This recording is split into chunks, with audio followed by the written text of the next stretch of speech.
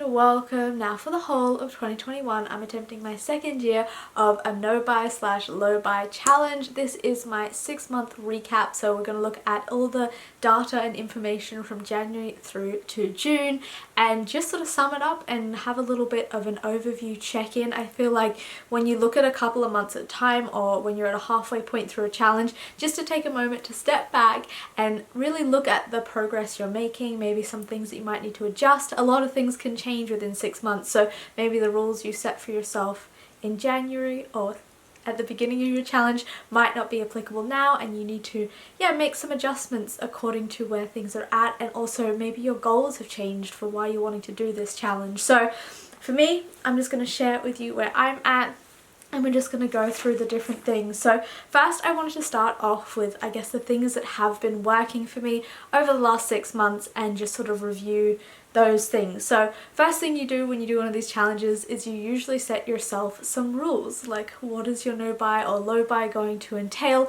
what items or categories are you not going to purchase anything in. So for me, I wrote down quite a lot of them and made very specific rules to me and my circumstances.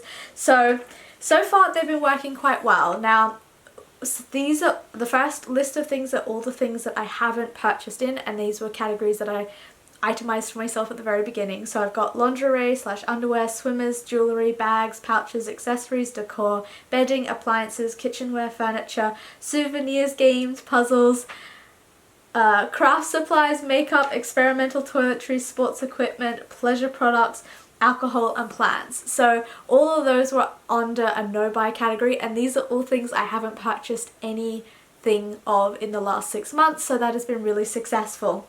Now I have a few other categories that I did put in that area of not buying anything from that I have bought 1 or 2 things from, and that was clothing. However, I did create an allowance for a system for myself, which we'll talk about in a minute because that has been quite successful. Shoes, stationery, books and sugar. So those were 5 things that I had on my no buy list, but I have purchased a few things from.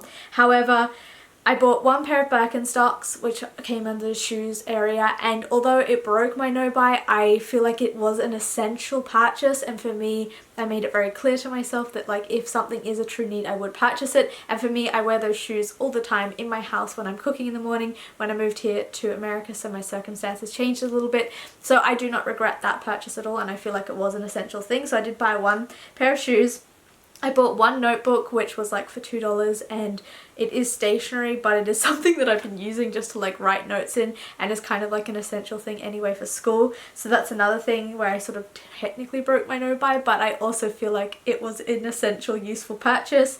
I did buy, I believe, 2 books. However, the allowance section, I did give myself an allowance for 3 books for the year, and I think that's what I did with my rules, is I pretty much said I'm not going to buy anything in these areas. However, with books and clothing, I did give myself a specific number allowance in each category because I knew that I would want a few things. However, I didn't want to just put it on a low buy or like a low buy list or like I will buy, because then it would be more of a free-for-all. So I had to be very clear and strict with myself, so that's why I found the allowances really helpful. So for clothing, I gave myself an allowance of 6 items. So far, halfway through the year, I've purchased 3 out of 6, so I still have 3 more to go for the rest of the months, or the next half of this challenge. And then for books, like I said, I gave myself the allowance of 3 and I've purchased 2 items, so that's been quite successful. The other area that I wrote on my no buy was sugar, and I feel like I haven't quite stuck to this. My situation has changed a little bit, whereby I can kind of go to the co-op here and all my food is pretty much covered in the study community place where I'm living. However, I have noticed on my days off sometimes I will get a soda or an ice cream, and I have been having sugar, which is why I've got all these spots as well. So I need to really try and work on that one. I feel like that's definitely an area that could do with some improvement. And when I say sugar, I also mean like if I go to eat out, I also want to only get water and not get the soda and things like that, because I feel like it's just a way that I waste my money. It's not really necessity. It is nice to treat yourself every now and again, but I also feel like sugar's just not a good thing for my body. And another area that I feel like has been really successful for me in terms of the list is I put alcohol on my no buy list, and that's been really successful. I stopped drinking last year, yeah, in 2020, I kind of realized, or like the end of 2019, 2020, I sort of realized the effects it was having on my system, and I sort of gave it up. And then this year I haven't really bought any alcohol at all. So one, that's a massive money saver, but I also just have noticed the benefits for my body and for my health, and so I'm kind of wanting to work with that with sugar as well. But sugar is a massive addictive thing, and I am super addicted to sugar. The next things, so those are the rules. I feel like all my rules have been working and have been applicable from moving from Australia to America. I'm still being able to apply them, and they kind of make sense, and I feel like I don't need to make any specific adjustments at this point. The area I really want to improve on though is the sugar area.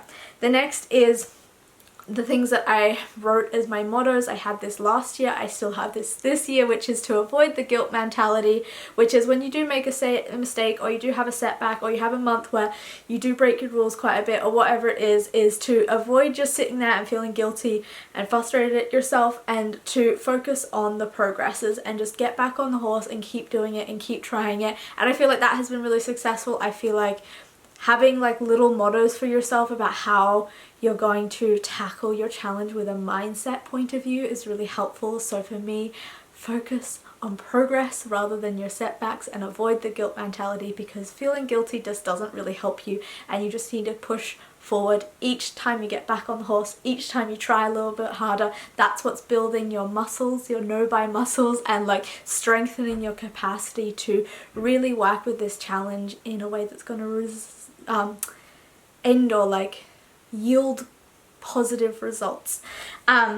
The next is, yeah, I talked about my allowances. I feel like they've been really great. It's very specific to me and my circumstances. Another thing that I did with my rules is I put like no experimental toiletries on my no-buy list. So when I've purchased toiletries, it's all things that I know that I just need. I'm not trying to get new things or try out new random products, and that's been really helpful for me as well. So tailoring that down and having the allowances has been a good success. Another awesome thing that's been working really well is cash stuffing.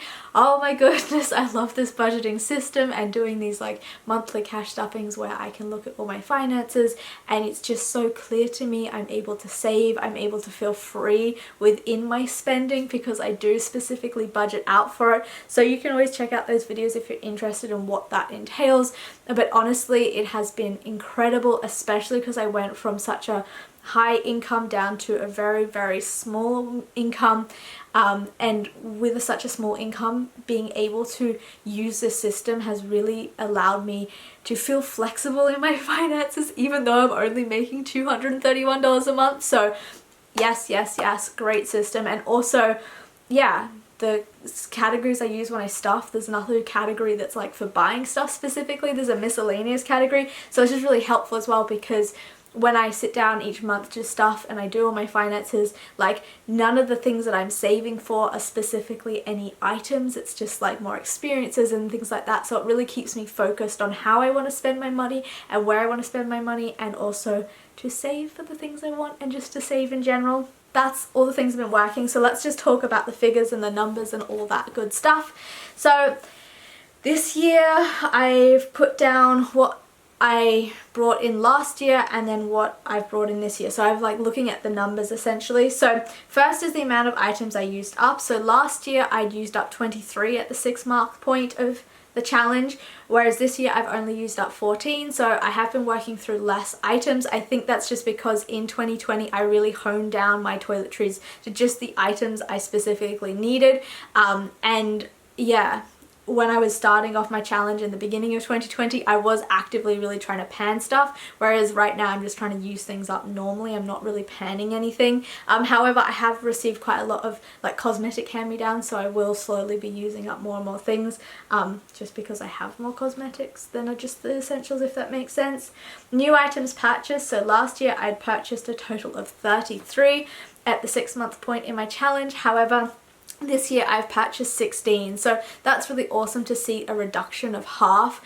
Yeah, I feel like for me this challenge has been going really well, and I'm really happy and proud of my efforts. However, one thing I do need to consider, and I always talk about this in my videos because I think it really has an effect, is the fact that I've been super fortunate to receive quite a few hand-me-downs. So So far throughout the year, the last 6 months, I have received a total of 50 hand-me-downs, which is an extraordinary amount of things for free from other people, and compare that to 2020, at the 6-month point I received 15. So as you can see, that number of free things has like dramatically increased, which I think does have a big effect on me purchasing less, because I am still having new things coming to my life. I'm just not purchasing it with my money, if that makes sense. So I'm super fortunate about that, to be able to get those things, and I do feel very grateful, and I do see how that does impact this challenge. But at the same time, I am actively not buying things as well.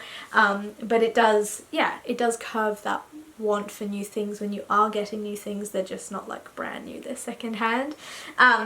The next area is gifts. I have received a total of 3 gifts this year, and last year at this point I received a total of 8, so I don't know, last year I just had a few more extra things than I do this year, but yeah, I've received a crazy amount of hand-me-downs. So like I said, with the allowances, I've purchased 3 out of my 6 clothing allowances and books 2 out of my 3 books allowances. The items I have purchased so far are 3 dresses, 2 books, a phone screen protector, a pair of earrings, 3 face masks, a basket organizers, or 3 basket organizers, 1 thing is sunscreen, a notebook, and my pair of Birkenstocks. I feel like out of all those purchases, 9 of them were pretty essential purchases, and 7 of them were kind of like non-essential, like I probably could have gotten away with not getting them if I really wanted to. However, at the end of the day, I do not regret any of these purchases, and so I'm pretty stoked about that. I feel like at the 6-month point, last year I had purchased way more things, and I definitely was regretting about like 7 or 8 of them at that point, if I remember correctly. So with the hand-me-down section, I did want to quickly just break it down a little bit. So with the hand-me-downs, so far I've received 50 items, which is a crazy amount. 20 of them were clothing items, and I have been using them. However, 5 of the 20 I have already given away to other people because they just weren't getting the use that they deserve, if that makes sense. Like if I'm going to take something, I really want to use it, and if I can't use it, I want to pass it on to someone else. And then the other things I got was 21 cosmetic items. So a lot of the hand-me-downs I have been receiving are like not perishable things, but consumable things, things that will get used up in the next like year or two. And I've been very fortunate to have some awesome friends who've been giving me some really lovely cosmetic products and like face products, face creams and stuff like that, so I've been really fortunate with that. And then there was like 9 other miscellaneous items, some art supplies, a books, a pair of headphones, just a few different things like that. So those are all the numbers. Oh, and also this year I've received a total of 20 school toiletries. So if you've been watching the updates, you kind of know that it's, yeah, I'm in a situation where all my basic needs are covered, and some of the basic needs that are covered are also some like simple toiletries that I can get at the co-op. So far I've received 20 of those, which is also what has dramatically, I think, reduced my purchase amount as well, because when I was doing this challenge last year, when I bought cosmetics, or I bought toothpaste and stuff, I considered it a purchase, whereas this year it's like a little bit separated because of that. I know it's kind of hard to explain, but anyway, that is those numbers. So now let's talk about the finance side of things so far. So January and February, I was back home in Australia. I was working as a self-employed person, kind of more of a regular job, although I was paid quite generously.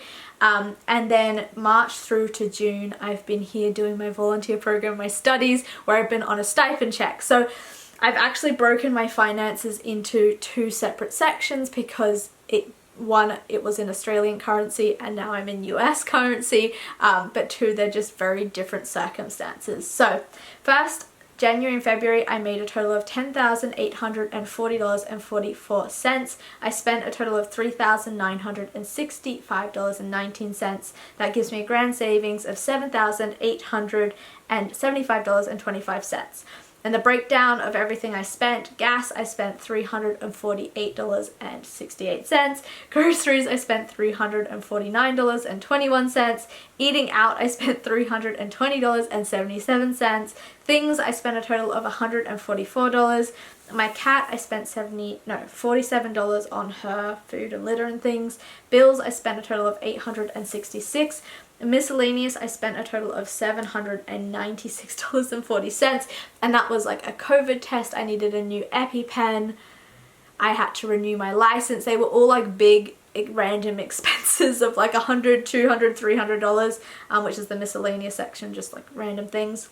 And then I spent $93.13 on eating out with my clients. So these are all like big figures, I guess, for me now, looking at it compared to what I'm currently spending, but it is also just the reality. Like when you're out in the real world and like you're not in a volunteer situation where different things are covered, just life costs quite a lot. So those were the finances for then. And now from March to June, we're going to talk about this, where I'm now doing this volunteer program. So for those 4 months, I made a total of $1,019. I spent a total of $459.73. That gives me a grand savings of $559.27. So like, even though I am not saving nearly as much as I did just between January and February, it's still really impressive to me to be able to save $550, like more than half of my income, when I'm making such a small income. Like that to me is quite important, to like see the efforts of how much I'm really trying not to spend. So for this period of time, I did a category called transport, so I spent $44.50 on transport, so that was a train ticket to New York City, and I think I got a parking ticket as well. Eating out, I spent a total of $204, just going out with friends on my day off and eating. It's something I really enjoy doing. And then things, I spent a total of $211.23. So the things was like a pair of Birkenstocks and a few other items that I've purchased over the last couple of months. So those are all the figures. That's kind of where I'm at with my no buy so far, and I feel like it's going well. I'm pretty happy where I'm at, and yeah, I feel like maybe one thing I would want to improve is maybe to not take as many hand-me-downs, because I do think it really affects the challenge in some way, or maybe it affects my relatability. Is kind of the thing I'm most concerned about, because I realize like most people don't have the access to that many hand-me-downs. I just feel like most people wouldn't, whereas I just have some friends, and because of the circumstance I'm in a campus where there's like international people that leave every now and again. Yeah, I have the ability to be able to get free things where I don't think as many people would, and I just say yes because they're free, and it makes me happy because like I'll use those items, but they're not necessity, if that makes sense. So I feel like maybe I need to be more sparing on myself, but also like I think it's okay. So yeah, thank you so much for watching. I hope that your no buy, low buy, whatever kind of challenge you're doing is going well. And yeah, I will see you next time. Bye!